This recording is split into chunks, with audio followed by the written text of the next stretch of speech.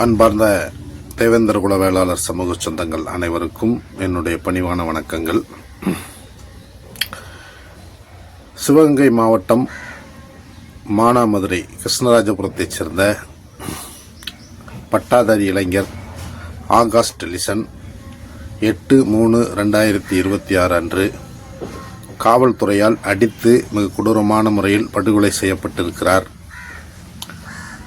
அந்த படுகொலைக்கு நீதி கேட்டும் அந்த படுகொலையை செய்த காவல்துறையினர் மீது கொலை வழக்கு பதிவு செய்து அவர்களை கைது செய்து சிறையில் அடைக்க கோரியும் கடந்த 56 நாட்களாக மானாமதுரையில் நீதிக்கான போராட்டம் நடந்து கொண்டிருக்கிறது. இந்த காவல்துறையினர் நிகழ்த்திய இந்த பச்சை படுகொலையை கண்டித்து தமிழகமெங்கும் வாழக்கூடிய சமூக ஜனநாயக சக்திகள், அரசியல் அமைப்புகள், மனித உரிமை ஆர்வலர்கள் பல்வேறு கண்டனங்களை எழுப்பியிருக்கிறார்கள். ஆனால் இன்னமும் இந்த அரசாங்கம் கொலையாளிகளை கைது செய்யவில்லை, சிறையில் அடைக்கவில்லை. இது ஒரு வேதனையான விஷயம்தான். தொடர்ந்து தேவேந்திர குல வேளாளர் சமூகத்தை குறிவைத்து கடந்த 5 ஆண்டுகளில் பல்வேறு காவல் படுகொலைகள் நடைபெற்றிருக்கிறது.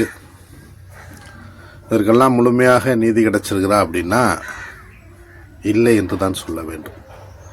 காரணம், நம்மிடம் அதிகாரம் இல்லை, அதிகாரத்தில் இருப்பவர்கள் நமக்கானவர்களாக இல்லை. அதனால்தான் இந்த மாதிரி படுகொலைகள் எல்லாம் தொடர்ந்து நடைபெற்று வருகிறது.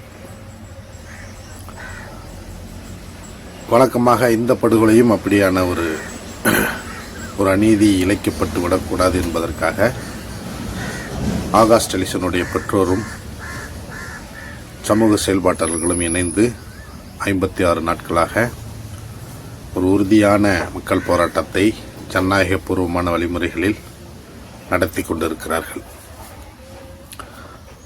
நாளை 3/5/2026 அன்று ஒரு பெரிய அளவில், தமிழ்நாடு அளவில் ஒரு மிகப்பெரிய ஒருங்கிணைப்பை செய்து ஒரு மாபெரும் போராட்டத்தை முன்னெடுத்திருக்கிறார்கள். அரசின் கவனத்தை ஈர்க்கவும், அங்கே சமூக அரசியல் செயல்பாட்டாளர்கள், மனித உரிமை செயல்பாட்டாளர்கள் அனைவரையும் ஒன்றிணைக்கும் முகமாக இந்த போராட்ட அறிவிப்பு வெளியிடப்பட்டிருக்கிறது.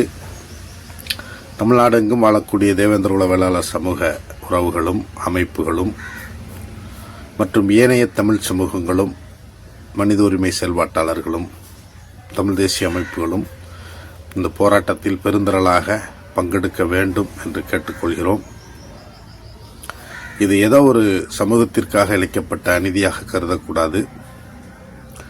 இங்கு இருக்கக்கூடிய சட்டங்களும் அதை நடைமுறைப்படுத்தக்கூடிய அதிகாரத்தில் இருப்பவர்களும் மக்கள் விரோத போக்கில் மிக தீவிரமாக இருப்பதையே இத்தகைய படுகொலைகள் நமக்கு காட்டுகிறது.